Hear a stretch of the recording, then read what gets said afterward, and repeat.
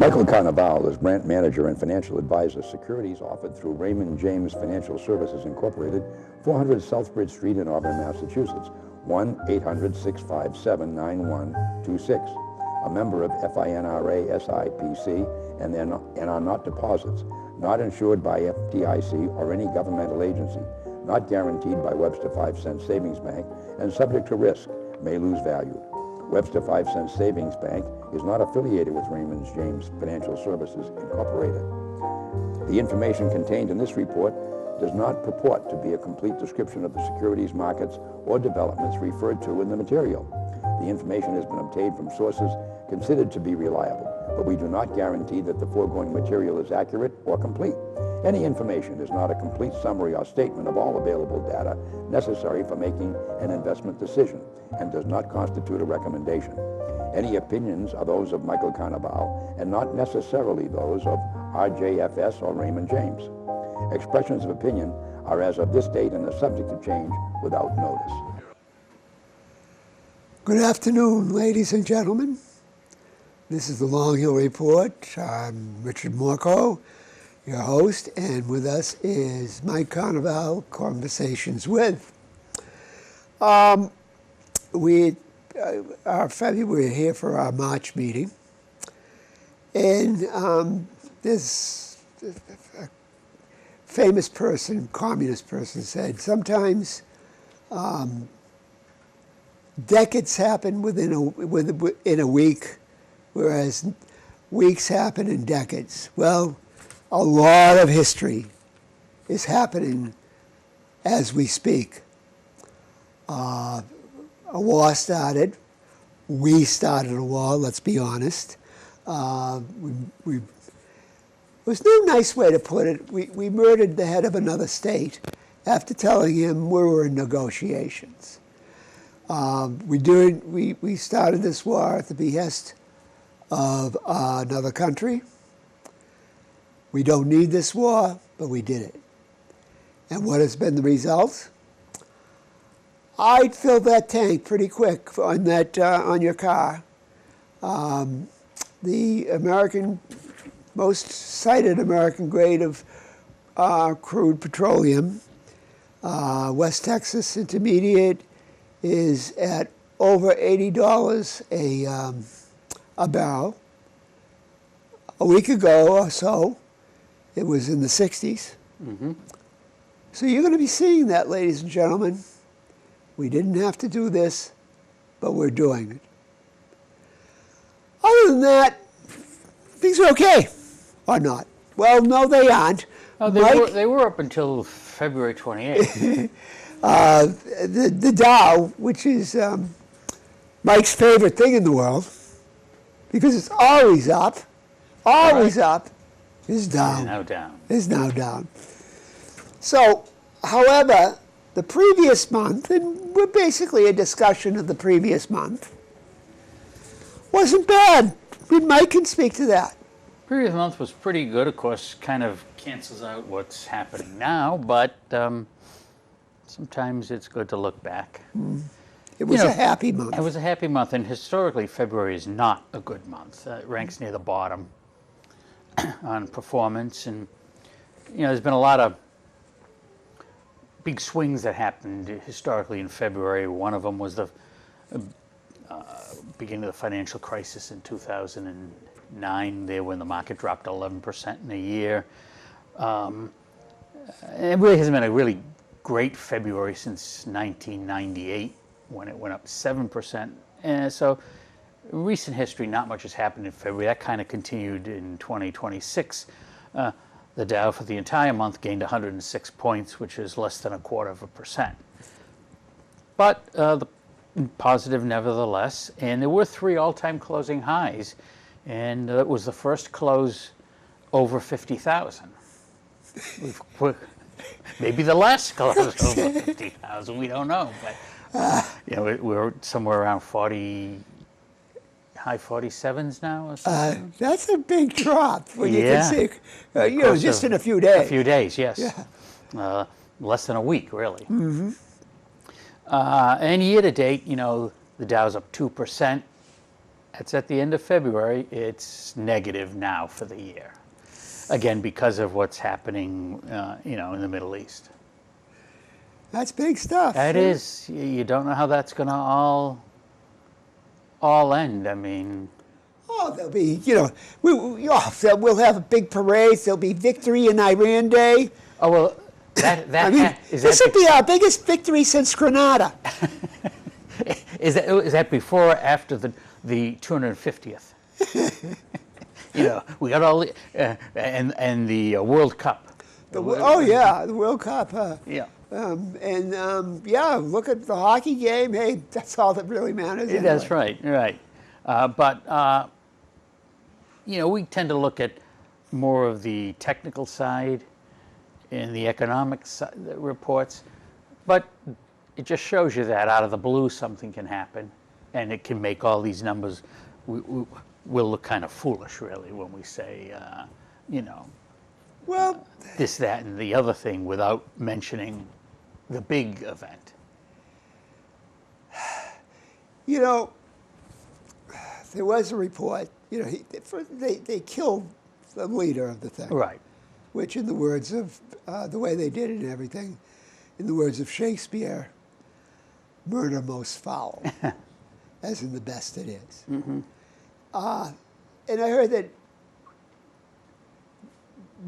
Donald is saying, maybe this wasn't a great idea, and he's trying to get a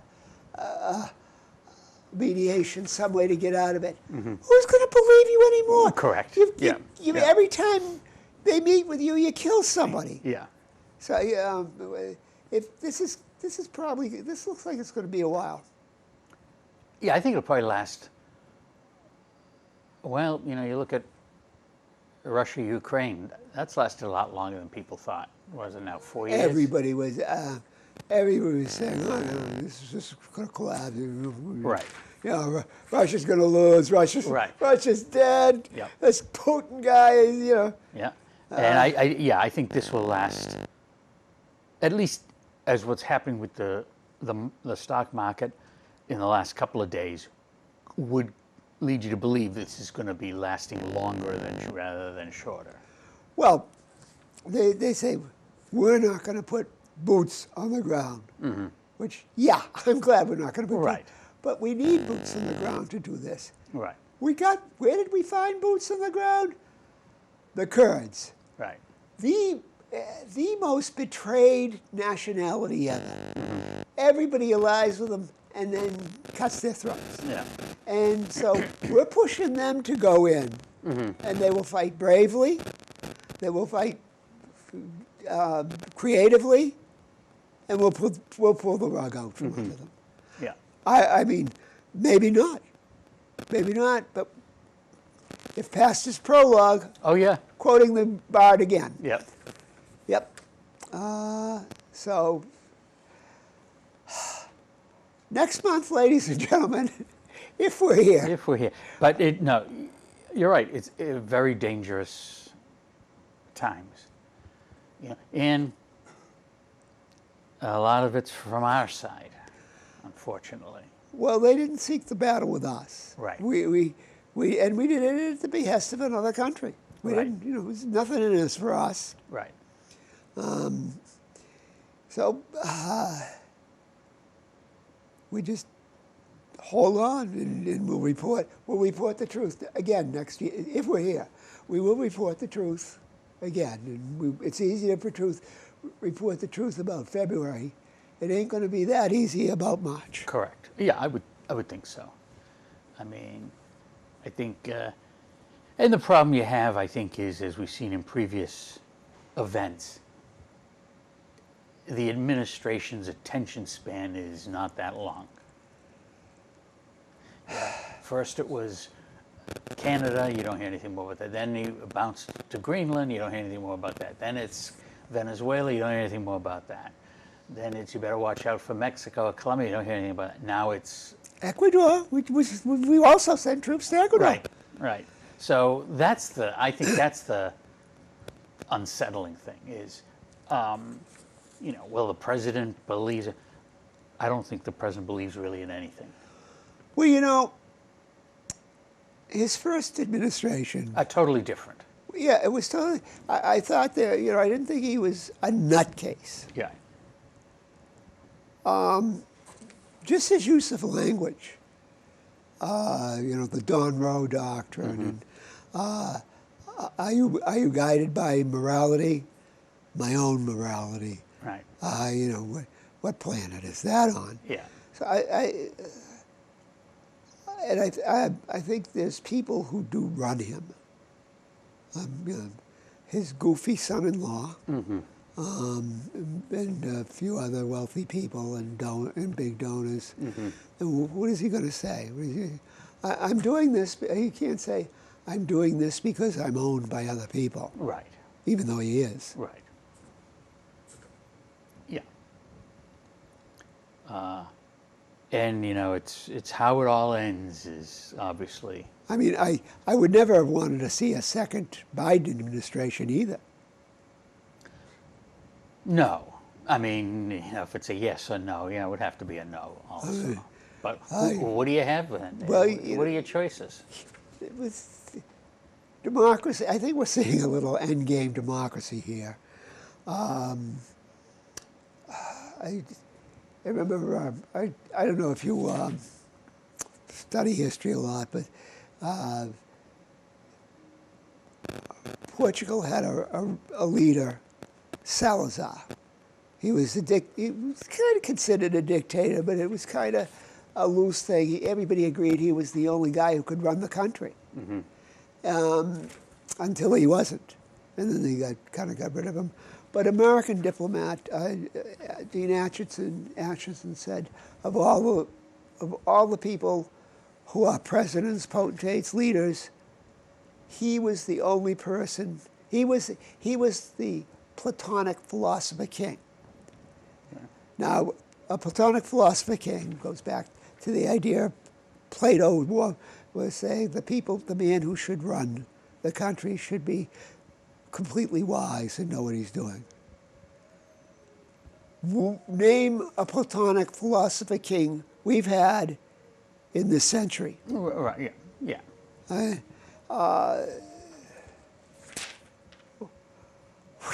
We're not doing great. We're not batting 400. Right.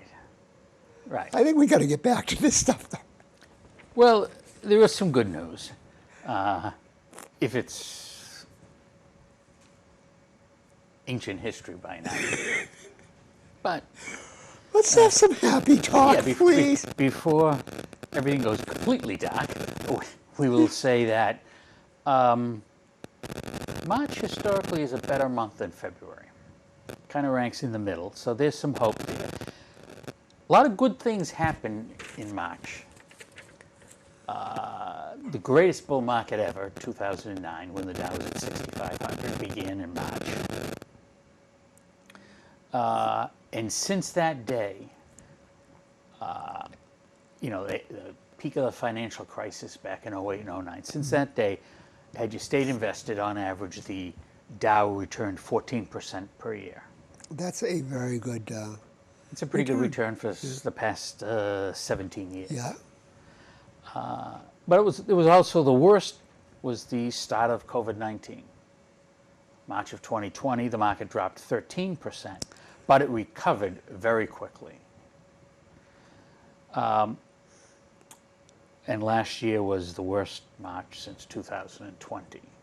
So historically, pretty good month, but a lot of big swings have occurred to get to that fifth place of 12 months. And I think we're seeing it again this month, right? A lot of big events in the month of March. They're not good events. No. So, yeah. Right. That could be make for a bad March. Correct. The technical indicators did improve. But see, this is one of the things where the technical indicators don't take into account like what's going on now. They can't really. They can't forecast that. It did improve. I mean, the short-term indicator sentiment scale goes from +5, which is the best, to -5, which is the worst. And it improved in February from -3 to -1. So still a little on the negative side, but was going in the right direction. And we saw that in those 4 technical indicators that, did show some improvement. And at least if you were locked into a room and you only had these technical things, you would say, March should be, pretty good month. Of course, we can't forecast what's happening in the world. So there are times that technical indicators don't help. Maybe this is one of the times that don't help. But the thing to keep in mind long term, I always say the market always makes new all-time highs, doesn't make new all-time lows. So you got to keep. You want to write that down or not? No, that's a good one. Okay. Actually, okay, I'm going to ask you, for you ladies and gentlemen out there, I'm going to ask Mike a question here. Are you the person who originally came up with that? No, I heard it from somewhere, and I don't know where. Mike! I should have said yes. Can you say, yep, I was the person who came up with it. Can we edit this? And Mike Carnevale, this is words of wisdom. You want to quote them all? Oh, Mike, Yeah. I'm going to be slapping you around. I'll remember for the next one. I'll remember for the next quote I steal from someone. No, but it's sort of a simplistic statement, right? Because, oh, geez, things are really going down, and I don't know who said it, but it was said that, well, I know the market's bad today, but the market always makes all-time highs. It never makes an all-time low. So that kind of... Okay. All right, Mike. Go ahead. Okay. You did hear it before. You didn't... So you're saying you heard it? Yes, yeah. No, you're saying you heard it. Are you sure? Say no. Say no. Should I say... somebody said... No, I did not hear it. So is it possible, in those days you were doing heavy drugs, you might have come up with it on your own? I just want to state for the record, I was never on Epstein's Island, and You're not answering the question as asked. no. So there is that possibility that during one of your drug-infested, you came up with that. As small a possibility as that would be, yes. Okay, so put it on your books that I'm famous for saying this, and and learn a lesson here, will you, Mike? Okay. Okay. We will try. We will try. It's more than my job is worth. Okay.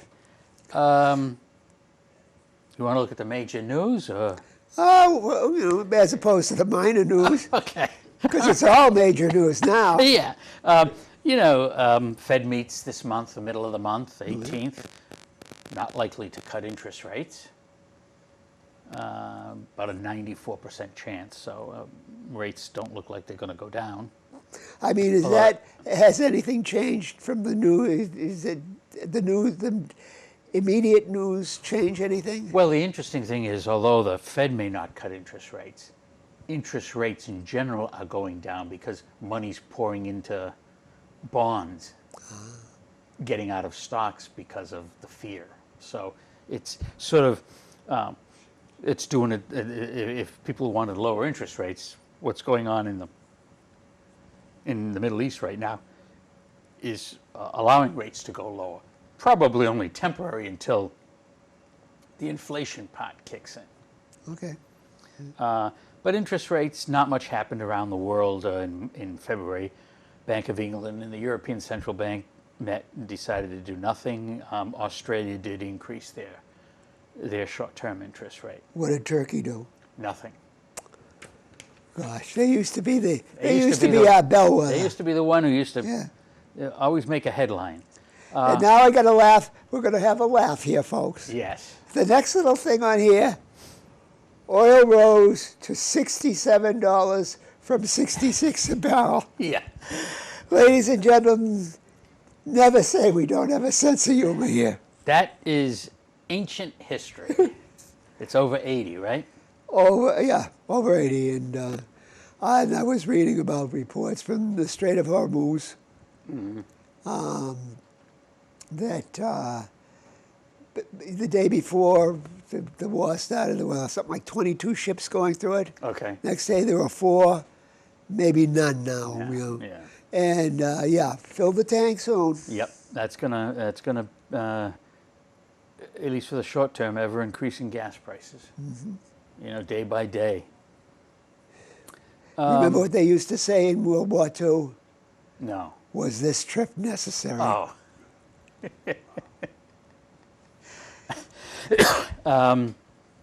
So, you know, getting on a lighter side, or maybe not, we had some mixed sports indicators. Oh, the thank month of God, February. this serious stuff. Well, I take that as science. Yeah, well, it took almost 20 minutes to get into the seriousness. But we know the Super Bowl, Seattle won. That usually was not good news for the market. Well, it wasn't good news for Robert Kraft. Right, right. But we did have some good news with the Beanpot hockey tournament. Boston College won it. And interestingly enough, when Boston College wins the Beanpot, the Dow goes up 85% of the time that year, and versus 66% of the time for all years. So you know it's between 4 schools, right? Yeah. Because people don't know, Boston College, Boston Right. University, Harvard, and Northeastern. And you would think that, well, which school would have the more positive influence on the stock market, right? Does the Harvard Business School have a team? Yeah, well, you would think Harvard would be the one that would, if Harvard won, Harvard would be actually the worst case. When Harvard wins the Beanpot, the market has its worst years. Okay. So, for what that is worth, which is not much, it's just kind of interesting, you know.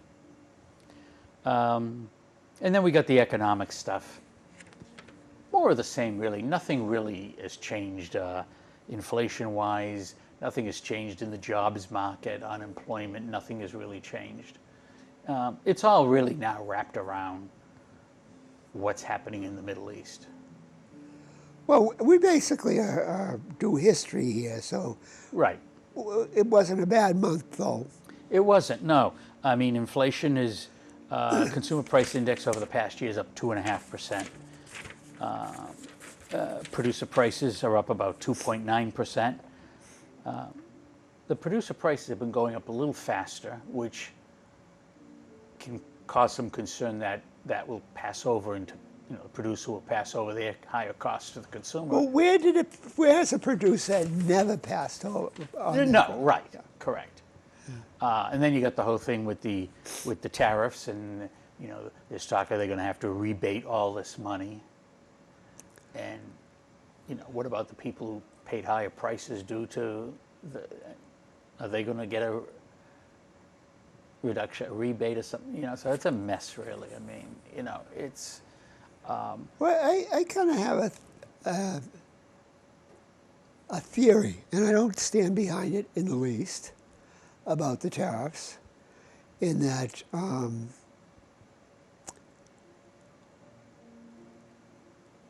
Trump thinks that the tariffs are something as a substitute for fighting inflation, a way to you know, charge something and get some money to the government, and maybe not have as much, the Fed and everybody not have as much inflation over the month. It's completely uneducated, and if you want to slap it around, go ahead. I'm more than willing to listen to if you have a theory. Yeah, no, I think the tariffs, I think, are bad. There's nothing good about them. They lead to higher prices, which then lead to higher inflation. And well, there's also the theory about tariffs, and tariffs caused the Civil War, in that the South exported to Britain, to Europe, exported the cotton, was always exporting the cotton. It was the big money maker for this country. But then they had to choose where they got their stuff. Mm-hmm. The North was manufacturing, but they were not efficient at the time. They were not efficient manufacturers. So the idea was hit the South with taxes, with tariffs on anything they imported, and they'll buy the stuff from us. And even if they don't, we run the government. That was the taxes. They didn't have an income tax. They didn't have, they didn't have an IRS or anything like that. It's just, it was at the, what do you call, the customs house that you paid your taxes. The South got tired of it. I mean, slavery was an aspect of it, but, Lincoln didn't say, I'm fighting this war to end slavery when it started. He only did it, the only basic big thing to end slavery was, if we end slavery, the Europeans who call us a bunch of barbarians for having slavery can't join the war with the South, because we're fighting against slavery. Everything in politics is a joke. Right. So the tariff, the North fought the war for the tariff. It was all the revenue of the government. The tariffs were. So it's not something that hasn't been used before. Right. And done with some wisdom, which it never is. What Trump, I think, was trying to say, we'll get some jobs back. Yeah, who knows? I wouldn't say. Maybe it's true, but it's not going to happen in a week and a half. Right. So far, nothing has Yeah. created no jobs. Yeah. Yeah. Yeah. It's scary.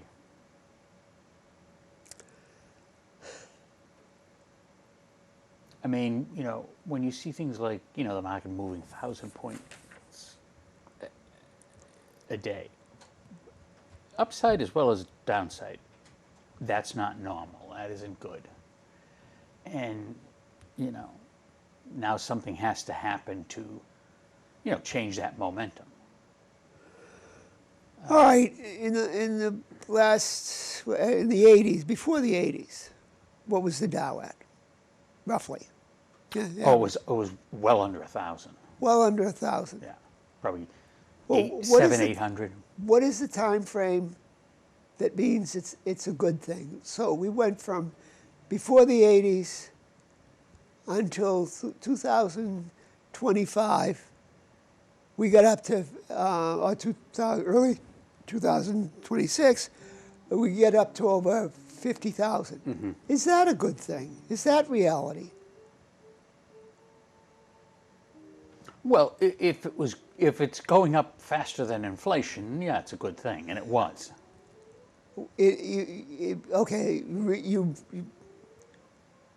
Long-term inflation historically has been around 4%. The Dow has averaged close to 9%.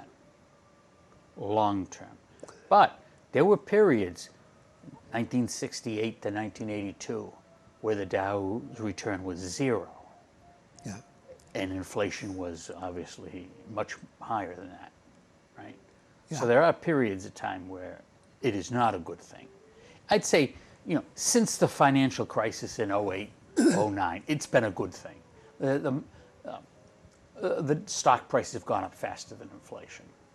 That isn't always the case. And there can be, as I said, 68 to 82. Yeah, that was 15 years, 14 years, right, where there was no return. It was being eaten away by inflation every year. Now, okay, so we have to give some real thought to what inflation is. Right. And inflation really is that dollar in your pocket Right. is less every day. Correct. That, okay, we're not doing a penny anymore. When is the day we're not doing a dime? When is the day we're not doing a quarter? Oh, yeah. When is the day we stop even printing Benjamins? What is that long-term effect? Let's hope you and I that we're done We probably will be. by that time, but it's inevitable. Yeah. Yeah. That is not a good thing. In the long, you're saying, oh, let's just keep ahead of it. I don't think we can do that. Probably not. Listen, you have that smile on your face of, yeah, but I'm not going to be here. But I don't think it's anytime soon. I don't think it's going to happen in our time or our children's time.